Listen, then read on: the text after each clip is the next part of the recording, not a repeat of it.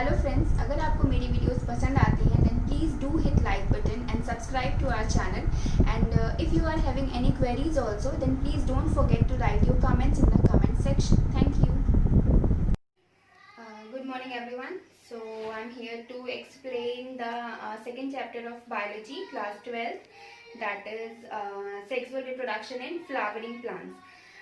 As the name itself tells you, in this chapter we are going to study sexual reproduction which is taking place in the flowering plants only. That means you can say we are going to study sexual reproduction in angiosperms, because all the flowering plants are angiosperms mainly. So in this chapter basically we are going to start with the what is the importance of flower in a plant. This is the first thing we will discuss. The second thing is we will study the structure of a flower, male reproductive parts, female reproductive parts which are present in a flower. In the third section we will study the structure of a microsporangia, or the formation of pollen grains from the microsporangia. And in the fourth section we will study the structure of pollen grains. Okay, so let's start. The first thing is flower is present in a plant. So can you tell me why? What is the importance of a flower in a plant? Why it is present, and why the flower is present in this much variety? They are having different type of smell. They are having a variety of colors. So why they are present in this form?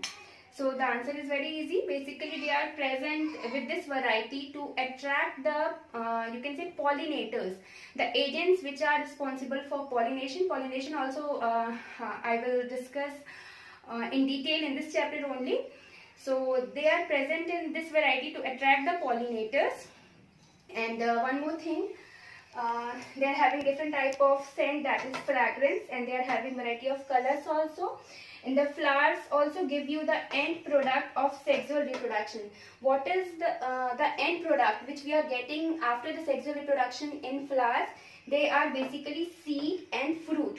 So the flower is the only one who gives you the end product, which is seed and fruit. And of course the third one is site of sexual reproduction, as the flower is the site which is responsible for the sexual reproduction which is taking place in a plant. So come to the next point, which is the structure of a flower in a plant. Here you can see I have drawn a flower here, and flowers are also of two types.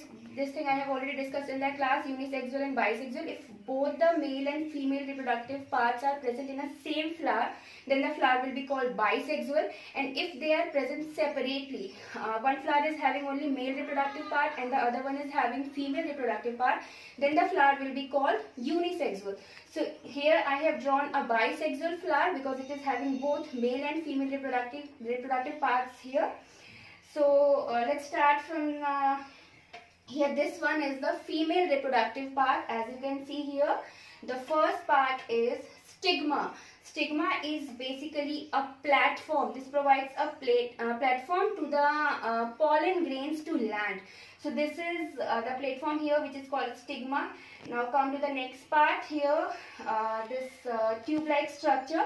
This one is called style, and the lowermost part, which is in a bulge form, swollen form, this is the ovary, where the formation of gametes takes place here. So these three are the main important parts of a female reproductive organ. And now come to the male reproductive part, which is here. The uppermost part is anther, and this tube-like structure here in male reproductive part is filament. So these anther and filament are basically two important parts of the male reproductive system.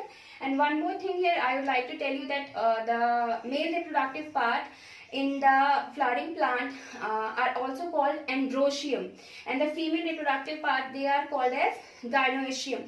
As the main distinctive feature you can find here, that androecium, andro is the term which is indicating you that it is relating to a male reproductive part, because andro, you can see in humans also we are having a hormone which is androgen, that is present in males. And as the name itself tells you, gynoecium, gyne is the term which is mainly used for the females. So gynoecium is the part which is for female reproductive organs. And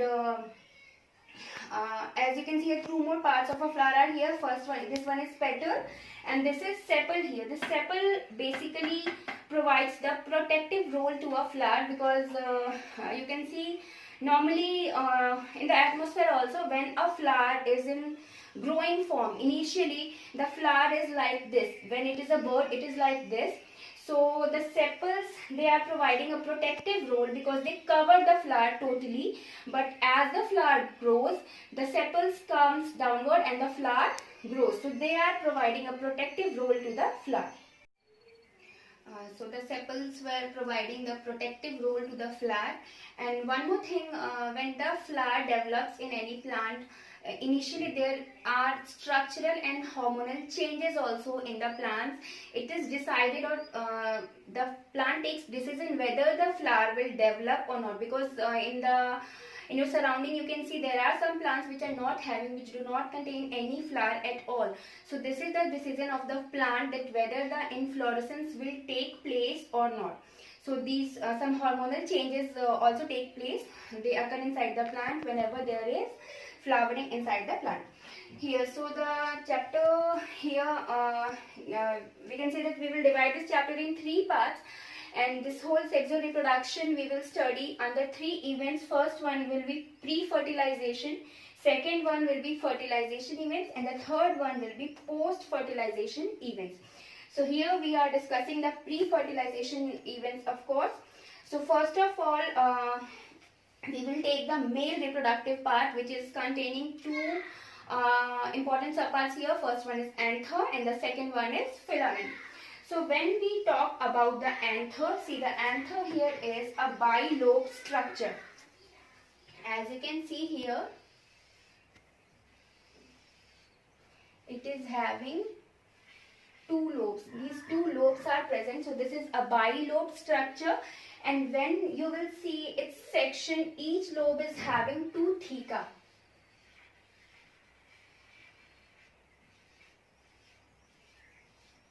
So there are the two lobes. These are the two lobes of the anther, and each lobe is having two theca. So we say here that the anther is a bilobed and it is dithecous structure because it is containing two thecas. But when you will see the TS of the anther, that is the transverse section of the anther, you can say that it is having a tetragonal structure because all the four parts are seen in one slide. So this will appear as a tetragonal structure here, and each corner will be containing one microsporangium. Each section, see, each tetrad will be containing one microsporangium here, and each microsporangium is capable to give rise to the pollen grains. So look here, when microsporangium, when they develop and grow, they further develop into the pollen sacs, and when the pollen sacs mature, they are filled with the pollen grains. So finally we are getting the pollen grains from the microsporangium. And when we will discuss the structure of a microsporangium, we can say that it is having four layers or four walls in the structure. The outer three layers are epidermis, endothecium and middle layers. These three are outer layers and they are providing protection or support to the microsporangium, but the innermost part is the tapetum. The inner part of the microsporangium is the tapetum, and this provides nourishment to the developing pollen grain. So this is very important part of the microsporangium as it is providing the nourishment. So this was the structure of the microsporangium, and each microsporangium contains sporogenous cells or tissues which are responsible to give rise to the spores. So it is full with the sporogenous tissues, and these sporogenous tissues further grow and divide meiotically. They divide meiotically and they give rise to the sporogenous tissues which are present, they divide meiotically to give rise to the microspore tetrads. And these microspore tetrads are basically microspore mother cells. Each microspore tetrad is a potential pollen, and it is microspore mother cell, and it can give rise to the pollen grains. So here is one important process, that is microsporogenesis.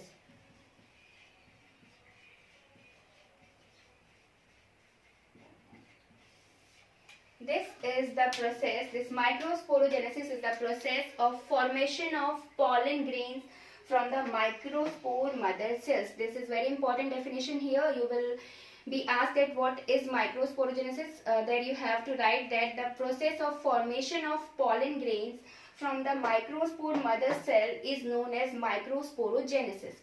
So here microsporogenesis is the process by which pollen grains are formed, and when these microsporangia dehydrate, or you can say they lose the water from themselves, then each the pollen grains also dissociate themselves from the flower, and they come in the free form from where they can go or move to the other part of the flower, or they can go to the other flower of other plants also. So this is basically the process which is giving rise to the pollen grains here. Now we have pollen grains, and next we will study what are the structures which are present in a pollen grain. So when we will discuss about the structure of a pollen grain here, it is also having two-layered structure. The outer one is called exine, and the inner structure is intine. This is basically a two-layered structure, exine and intine, and a very important pigment is present in its outer layer, exine, that is sporopollenin, which is present here, and it is also very important.